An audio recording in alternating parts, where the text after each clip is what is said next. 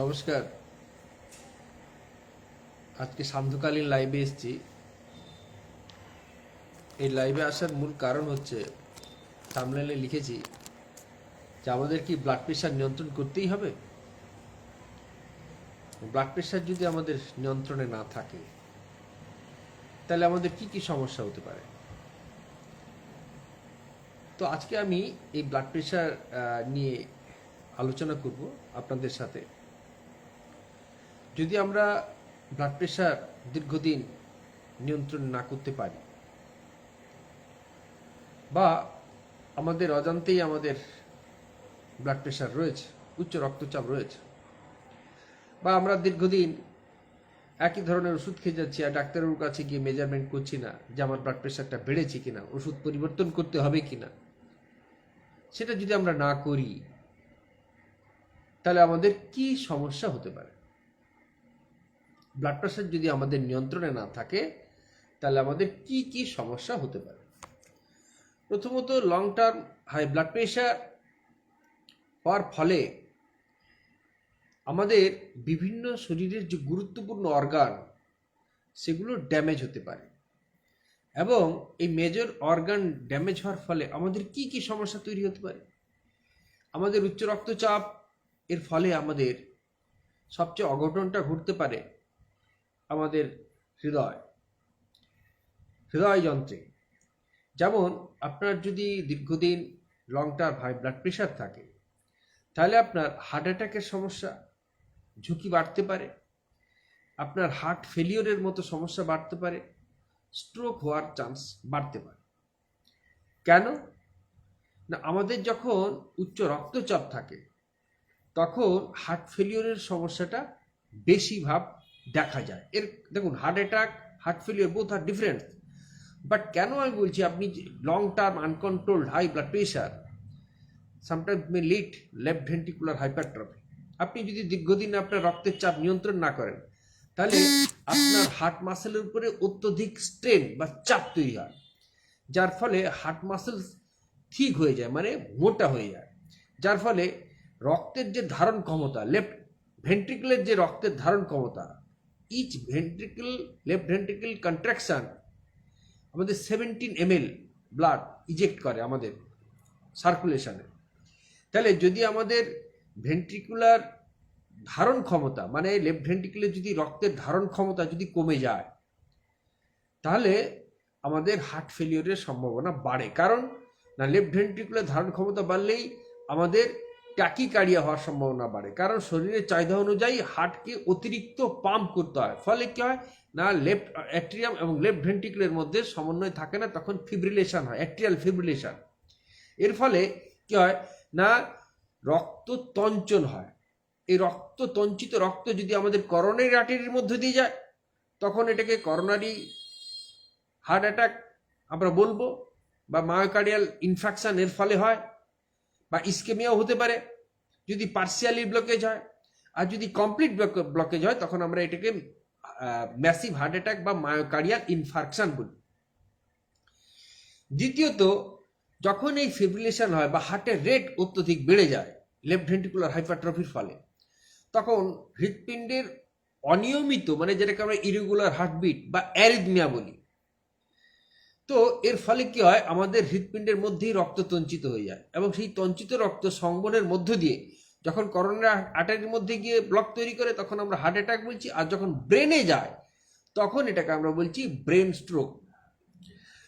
উচ্চ রক্তচাপের ফলে আমাদের ব্রেন ড্যামেজও হতে পারে, যেটাকে আমরা সেরিব্রাল হ্যামারেজ বলছি। তো আমাদের খুব সন্তর্পণে আমাদের রক্তের চাপটাকে নিয়ন্ত্রণ রাখা উচিত। তাহলে রক্তের চাপ নিয়ন্ত্রণ করতে হলে কী হবে, আমাদের হেলথ প্রোভাইডার রয়েছে, অন্ততপক্ষে সপ্তাহে একদিন আমরা রক্তের চাপ মেজারটা জানবো, এবং আমাদের রক্তের চাপ যদি বাড়ে তাহলে আমাদের ডাক্তারবাবুর কাছে গিয়ে ওষুধের মান যে পাওয়ার বা অন্যান্য ওষুধ যদি পাল্টাতে হয় তিনি সেটা করবেন। তো রক্তের চাপ যখনই আমাদের বাড়ে, শুধুমাত্র যে আমাদের হার্ট অ্যাটাক, হার্ট ফেলিওর বা স্ট্রোকের মতো যে সমস্যা সেটা কিন্তু না, তার সাথে সাথে আমরা যদি দেখি যে আমাদের সমগ্র শরীরের যে আর্টারি রয়েছে, রক্তের নালিকাগুলো, ব্লাড ভেসেলসগুলো রয়েছে, সেগুলো শক্ত হয়ে যায়, হার্ড হয়ে যায় এবং ন্যারো হয়ে যায়, যেটাকে আমরা বলছি অ্যাথেরোস্ক্লেরোসিস।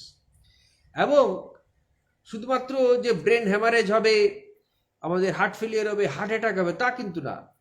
দীর্ঘদিন যদি আপনার রক্তের চাপ অতিরিক্ত বেশি থাকে, uncontrol long term high blood pressure sometimes may lead renal failure. তাছাড়াও আমরা দেখি কি না, লং টার্ম হাই ব্লাড প্রেশারের ফলে কি হয় আমাদের, না আমাদের ভিশন প্রবলেম হতে পারে, আমাদের অ্যানিউরিজম হয়। প্রত্যেকটা বিষয় বলবো যে যদি আমাদের ব্লাড প্রেশার নিয়ন্ত্রণে না থাকে, তাহলে প্রথম যে সমস্যা আসে সেটা হচ্ছে কার্ডিওভাস্কুলার সমস্যা। তাহলে প্রথম কি হচ্ছে না, the heart has to work harder. আপনার যদি রক্তের চাপ অনিয়ন্ত্রিত বেশি থাকে, তাহলে আমাদের হার্টের হৃৎপিণ্ডের উপর অত্যন্ত চাপ তৈরি হয়। হৃৎপিণ্ডের মানে হৃৎপেশির উপরে অত্যন্ত চাপ তৈরি হয়।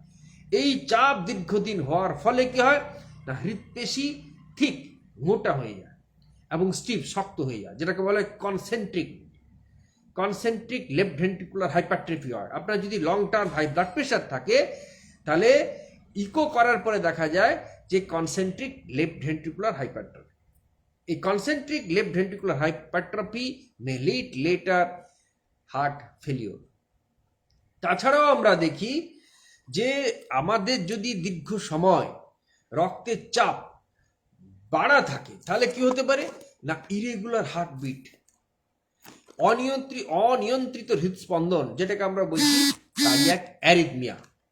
এই অ্যারিথমিয়া অত্যন্ত বিপজ্জনক একটা সমস্যা আমাদের হার্টের রোগের ক্ষেত্রে। তাছাড়াও আমাদের যদি উচ্চ রক্তচাপ থাকে, তাহলে আমাদের কি হবে না, হার্ট অ্যাটাক হওয়ার সমস্যা এটা বেড়ে যাবে, ঝুঁকিটা বেড়ে যাবে। কারণ কেন না, আমাদের একটা করোনারি আর্টারির মধ্যে বয়স বাড়ার সাথে সাথে ওর মধ্যে লিপিড জমতে শুরু করে। তো লিপিড জমার ফলে কি হয়, আমাদের সেই জায়গাটা আস্তে আস্তে ন্যারো হয়ে যায়। যদি আমাদের অনিয়ন্ত্রিত রক্তচাপের ফলে বা অতিরিক্ত উচ্চ রক্তচাপের ফলে করোনারি আর্টারির মধ্যে অনেক সময় চাপ সৃষ্টি হয়, চাপ সৃষ্টি হওয়ার ফলে কি হয় না, আমাদের যে জমাকৃত বা পুঞ্জীকৃত, যেটাকে আমরা বলছি জমে থাকা ফ্যাট, ওটা একটা মেমব্রেন দ্বারা আচ্ছাদিত থাকে, সেই আচ্ছাদিত মেমব্রেনটা ফেটে যায়। ফলে কি হয় না, করোনারি আর্টারির মধ্যে সম্পূর্ণভাবে রক্ত চলাচল বন্ধ হয়ে গিয়ে ম্যাসিভ হার্ট অ্যাটাক হয়। দ্বিতীয়ত আমরা কি দেখব না, উচ্চ রক্তচাপের ফলে আমাদের ব্রেনের সমস্যা হয়। ব্রেনের সমস্যা কি না, ব্রেনের মধ্যে আমাদের দু ধরনের আমরা দেখতে পাই। এক হচ্ছে ব্রেন স্ট্রোক, আর একটা হচ্ছে ব্রেন হেমারেজ, যেটাকে আমরা বলি সেরিব্রাল হেমারেজ। এই ব্রেন স্ট্রোক কেন হয় না, অতিরিক্ত রক্তচাপের ফলে আমরা যেটা বলছিলাম কিছুক্ষণ আগে, যে আমাদের রক্তের হার্টের মধ্যেই রক্ত তঞ্চিত হয়ে যায়। সেই তঞ্চিত রক্ত আমাদের আমাদের ব্রেনের মধ্যে সূক্ষ্ম সূক্ষ্ম রক্তনালিকার মধ্যে যদি ব্লকেজ তৈরি করে, তখন সেটাকে আমরা বলছি ব্রেন স্ট্রোক। আর যদি অত্যন্ত উচ্চ রক্তচাপের ফলে যদি আমাদের ব্রেনের মধ্যে যে ক্যাপিলারি রক্ত নালিকাগুলি রয়েছে সেগুলো যদি ছিঁড়ে যায়, তখন আমরা বলছি যে সেরিব্রাল হ্যামারেজ। তাহলে উচ্চ রক্তচাপ হলে আমাদের কি সমস্যা হতে পারে, এক নম্বর হচ্ছে ব্রেন স্ট্রোক হওয়ার সম্ভাবনা, দ্বিতীয়ত হচ্ছে আমাদের সেরিব্রাল হ্যামারেজ বা হ্যামারাজিক স্ট্রোক, এটা হতে পারে। তাছাড়া আমরা দেখি যে দীর্ঘ সময় যদি উচ্চ রক্তচাপ থাকে, তাহলে আমাদের যে কগনিটিভ ডিক্লাইন হতে পারে, ডিমেনশিয়া হতে পারে, আমাদের স্মৃতিশক্তি আস্তে আস্তে কমতে শুরু করে, এবং আমাদের যে শরীরের ব্যালেন্স সেটা ধীরে ধীরে কমতে শুরু করে। তৃতীয়ত আমরা দেখব কি না, অত্যধিক উচ্চ রক্তচাপের ফলে কি হয় না, আমাদের কিডনি আস্তে আস্তে ড্যামেজ হয়ে যায়। আপনার সুগার নেই, অন্যান্য সমস্যা নেই, কিন্তু আপনার কিডনির সমস্যা তৈরি হচ্ছে, সেটা আপনার অধিক উচ্চ রক্তচাপের ফলেও হতে পারে। কেন হতে পারে না, অধিক উচ্চ রক্তচাপের ফলে কি হয় না, আমাদের কিডনির মধ্যে যে রক্ত নালিকাগুলি রক্ত সরবরাহ করে, সেই রক্ত নালিকাগুলি কি হয় না, স্ক্লেরোসিস হয়ে যায়। স্ক্লেরোসিস মিন্স ন্যারো হয়ে যায়, এবং আর্টারির মধ্যে যে ইনার ওয়াল, যেটা স্মুথ মাসেলস দিয়ে তৈরি থাকে, সেটা আস্তে আস্তে ঠিক হয়ে যায়। ফলে ওই কিডনির মধ্যে যে রক্ত নালিকাগুলো, যেগুলোর মধ্য দিয়ে রক্ত সঞ্চালিত হয় কিডনির মধ্যে, তার মধ্যে কি হয়, সেটা সরু এবং মোটা হয়ে যাওয়ার ফলে রক্ত সঞ্চালন ঘাটতি ঘটে। আপনারা প্রত্যেকেই জানেন যে প্রতি মিনিটে প্রায় কিডনির মধ্যে 1200 ml রক্তের প্রয়োজন হয়। তাহলে আমাদের যদি উচ্চ রক্তচাপের ফলে যে আটারিগুলো আমাদের কিডনির মধ্যে রক্ত সঞ্চালন করছিল, যার মধ্যে দিয়ে কিডনি অক্সিজেন পাচ্ছিল, পুষ্টি পাচ্ছিল, সেটার ঘাটতি হবে। তাহলে প্রতি মিনিটে কিডনির প্রয়োজন কত না 1200 ml।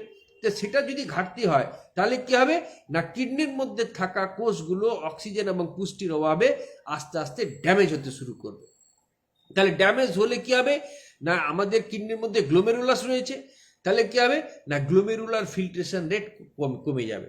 রক্ত সরবরাহ যদি কিডনির মধ্যে কমে যায় তখন কি হবে না কিডনির কোষগুলো ড্যামেজ হবে, গ্লোমেরুলিও ড্যামেজ হবে এবং ফিল্ট্রেশন কমে যাবে। গ্লোমেরুলার ফিল্ট্রেশন রেট কমে যাবে due to lack of blood supply.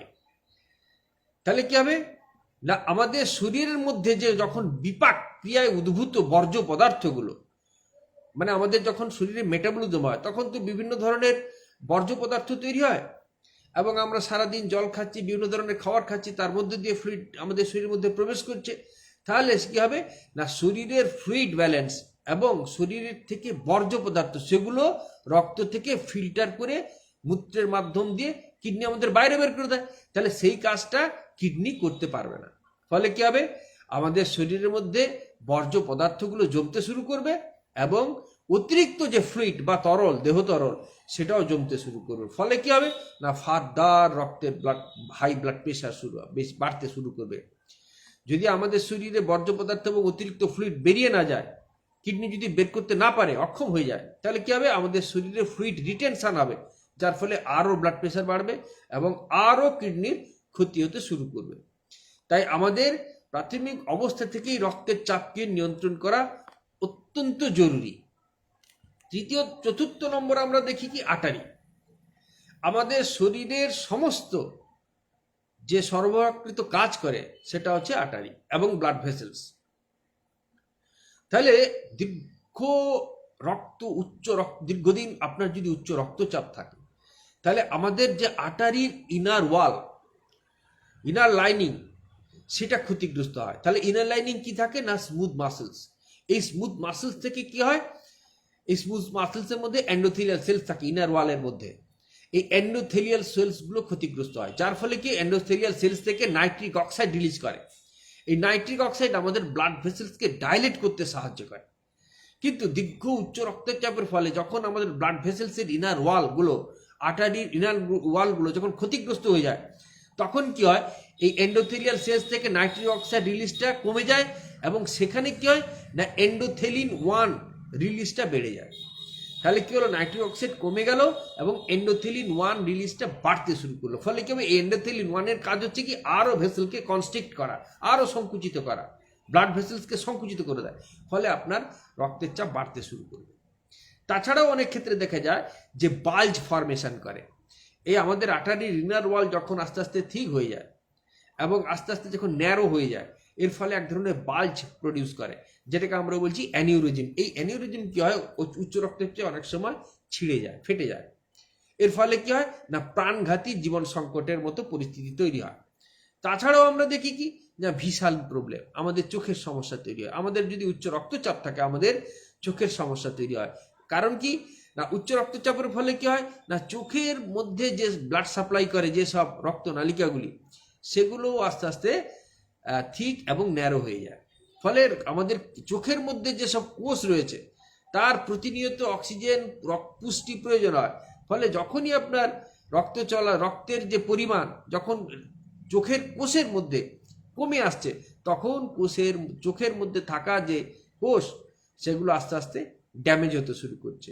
ফলে কি হয় না আমাদের ভিশন প্রবলেম দেখা যায় এবং অধিক উচ্চ রক্তচাপের ফলে কি হয় না আমাদের চোখের মধ্যে অত্যন্ত সূক্ষ্ম সূক্ষ্ম যে ক্যাপিলারিগুলো থাকে সেগুলো টর্ন হয়ে যায়, যেটাকে আমরা বলি ছিঁড়ে যায়।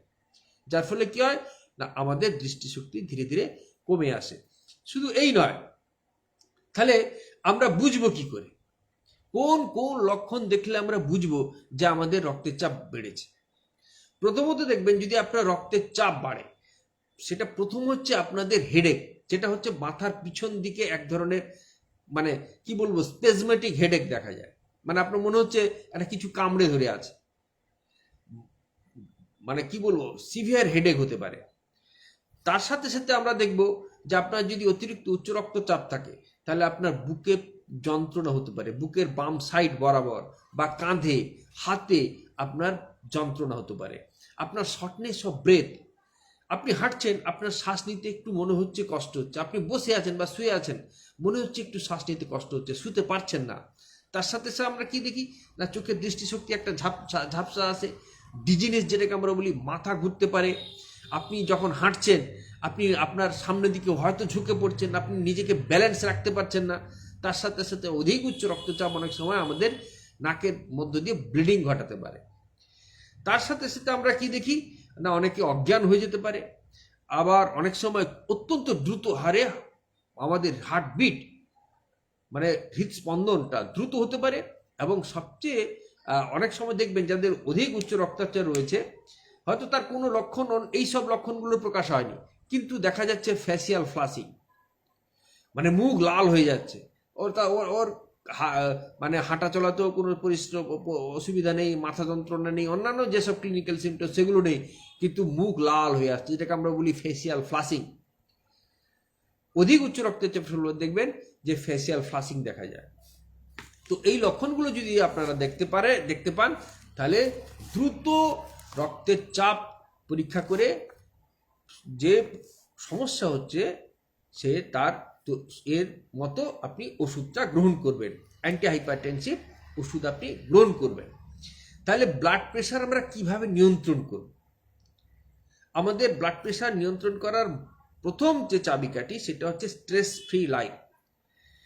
আমরা যদি মানসিক দুশ্চিন্তা